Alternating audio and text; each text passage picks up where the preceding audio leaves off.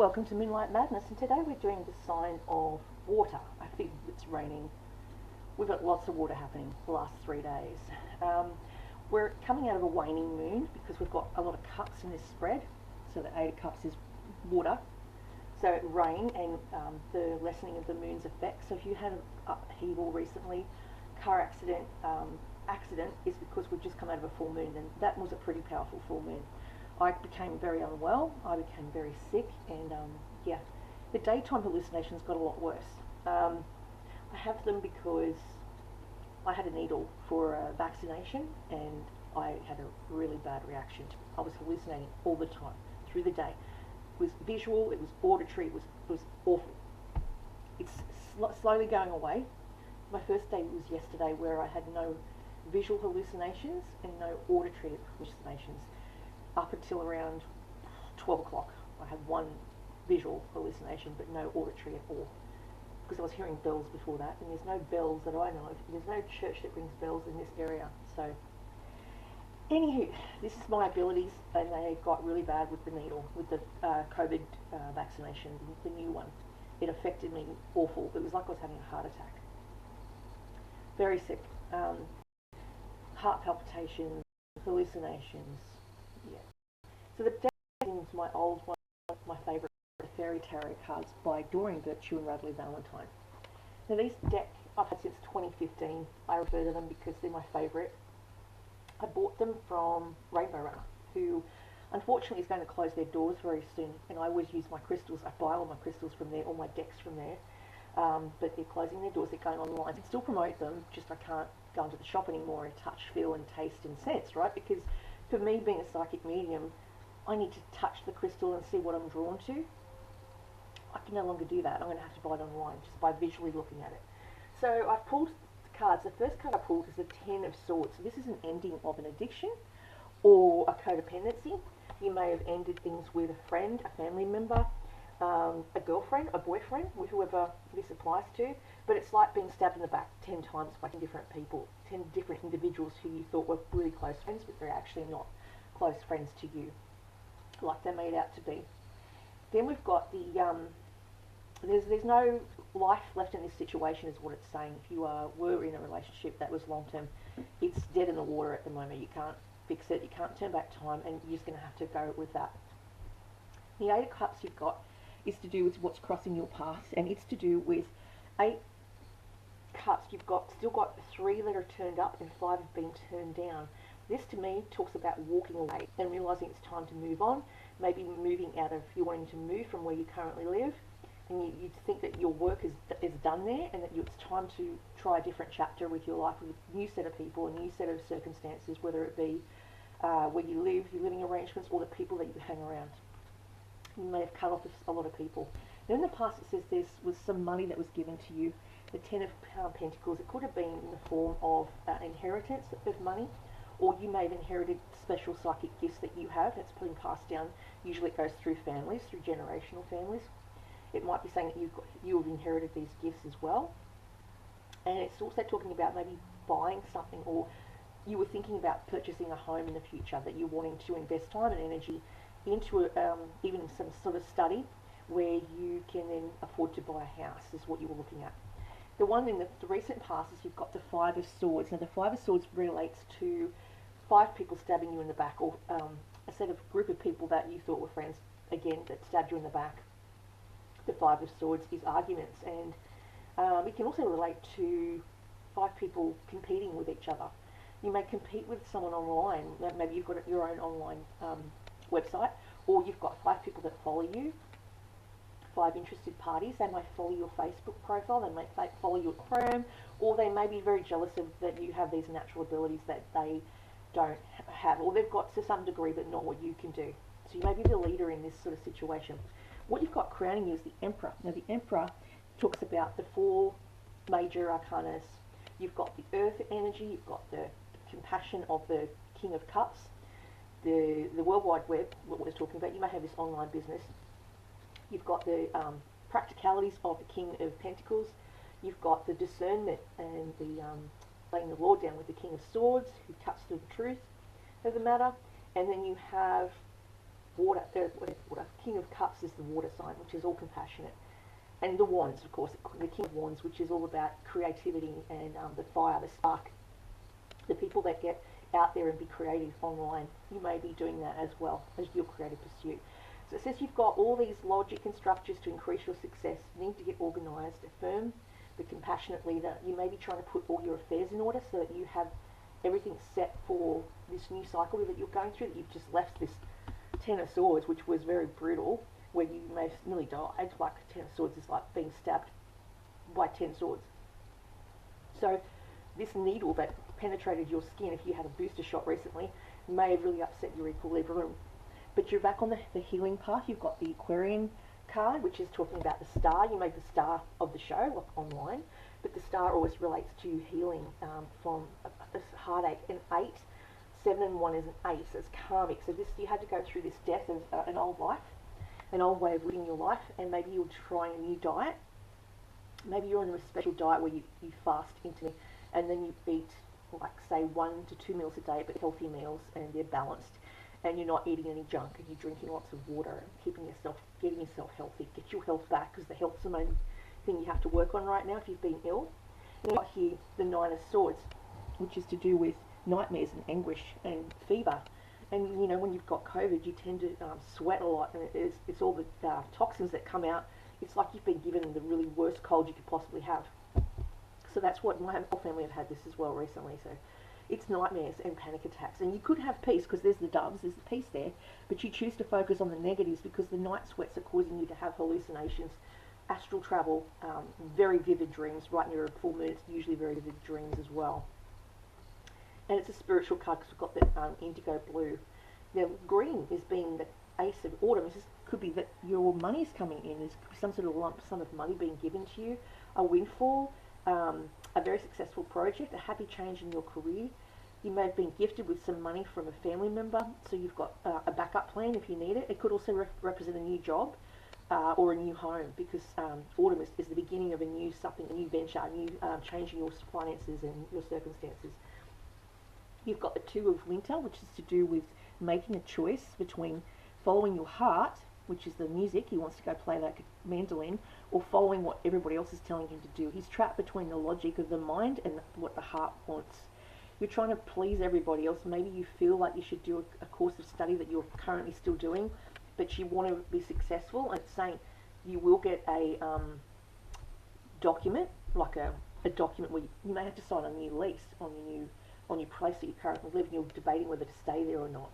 So it could be you signing a document with a new place to live, or you could be getting a document given to you to make a decision on where you would like to live and who you would like to live with. If you're currently involved in a custody battle with your parents or with extended family. It can also be relating to when you get a degree and you pass your degree, you have to get a document that says that you've passed, you're successful in obtaining your degree. You've successfully passed Bachelor of Psychology or Bachelor of Science. Or it could also be related to you're selling something and you have to sign a piece of paper to sign the car over. I'm getting it could be a car. You may be selling a car and then they sign the rego papers over, so that's another thing. Or you could have to get a piece of paper to say that you're working with children is okay. You get a working with children volunteers check, which you have to go through the Service Centre of Australia for. If you're going for a job that you have to sign documents and you have to say that you're okay to work with children, this new job that you're going to could be signing a contract for the new job. So it's all very, very positive. Now I'm going to pull some cards from the Work Your Light deck by Rebecca Campbell. I was gifted by Got Your Sister Back from these cards. They're beautiful cards. I really like how they work. They have what they call activation cards, action cards, and inquiry cards. So I'm just going to shuffle and see what we get.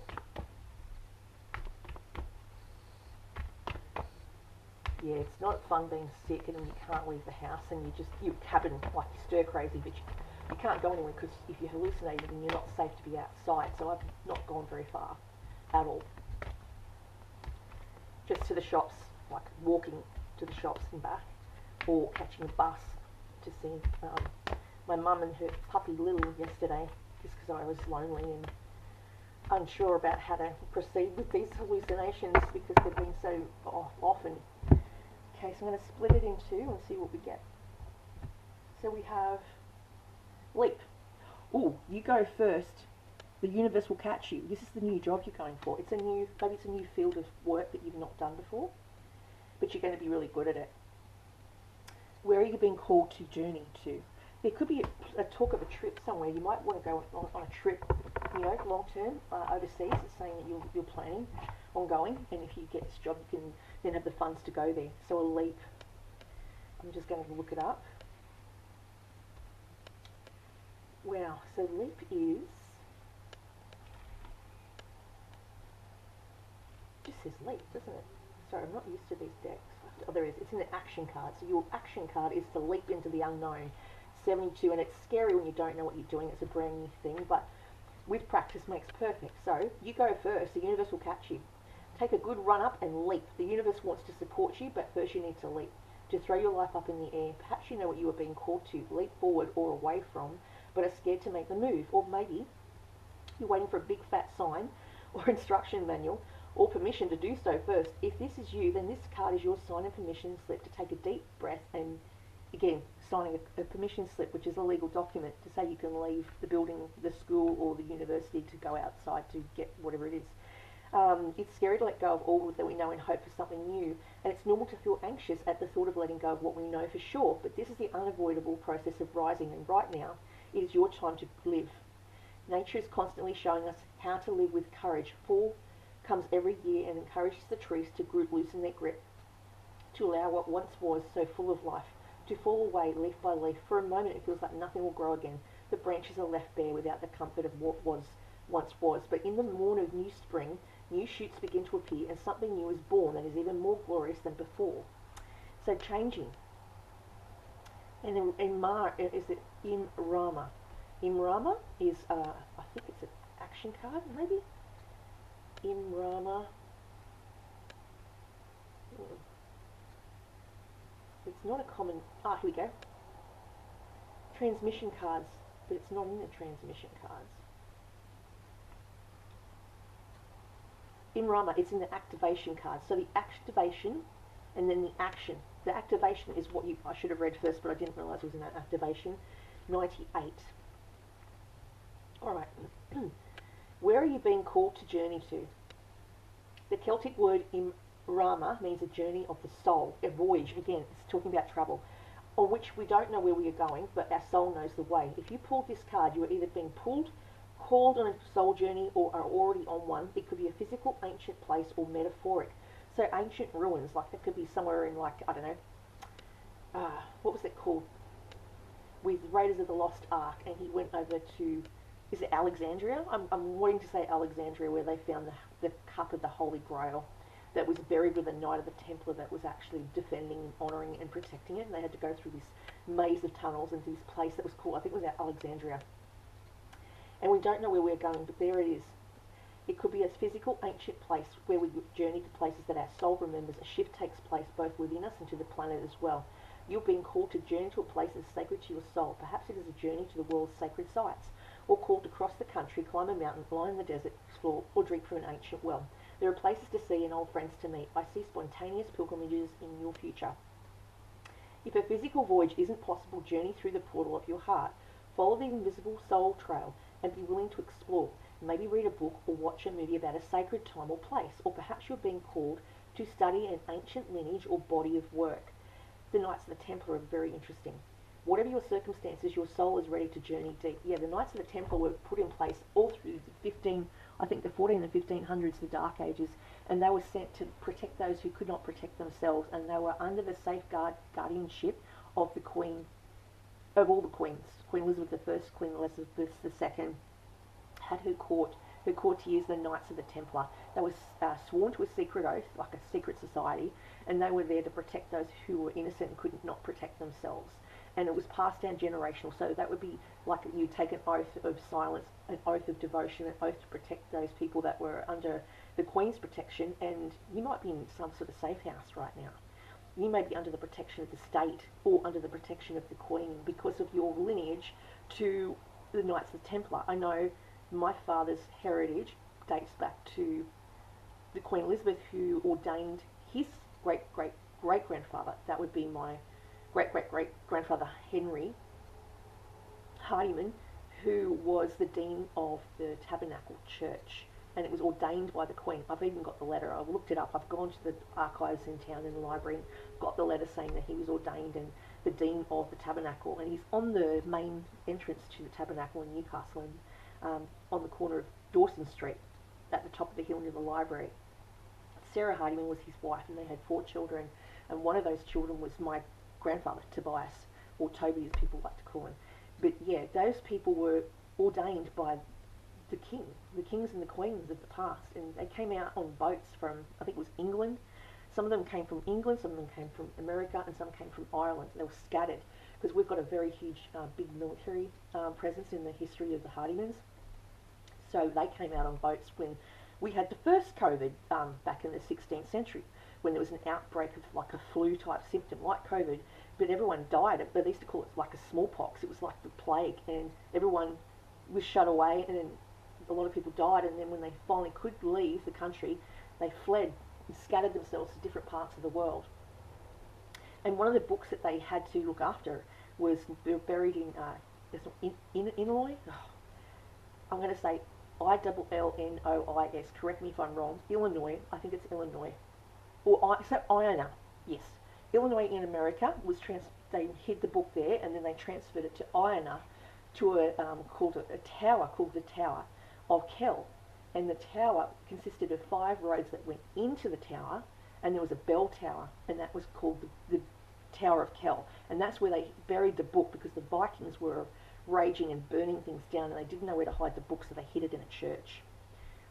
And it was protected. They lost about, I think, 6 pages from the beginning, because it was gold inlaid, and it was made with special paper, like papyrus or something like that. It was a sacred book, and the book was protected by the name Kell. So I was named after that book to be protected. I've always thought that the reason that my grandmother suggested it was because she was religious as well, and she wanted to protect me because she knew that I would have these abilities and didn't want me to be killed or hung or whatever, or I don't know what she thought, but she was trying to protect me from people knowing what I could do as a very small child. So it's saying here that you may be being protected by this people. You may be in witness protection or protection from someone who is trying to harm you, and you're now going to be able to leave it very soon, because this threat might be no longer alive or could have moved, or the person that tried to harm you is not able to harm you anymore. They've been locked up or something like that. So there's an end to the situation. But that's all I have for you today. It's a very involved reading. It could be for some specific people out there. There's also the Book of Toby, I've heard as well. Very old books, very old Bibles, like the Old Testament. And they hid a lot of these books because some of the things that they thought that they wrote about were written by scribes. And I want to say some of the scribes were from Asia, from China. They were emperors that did the calligraphy in the books, and they were all beautifully written. And I know the Book of Kell was used gold inlay and the blood of animals that was put into the... If you watch the series called The Discovery of Witches, it talks about the Tree of Life, this magical book that they can't find. Ashmore 782 or 82, I think it is. And this protected book has got the blood of all the demons, the witches, and the vampires, and the humans. They used it to make and draw these famous texts handwritten by scribes that were emperors and people that were very wealthy and very famous, wrote and drew all these pictures in this book. It talks about how we are all connected, and I know that the book talks about how, the Book of Kell has a lot of Greek mythology in it, and it has a lot of the desert, I'm going to say like Egypt mythology as well. So it's saying that they're all interconnected and that we're all part of the same thing. But that's, again, for specific people.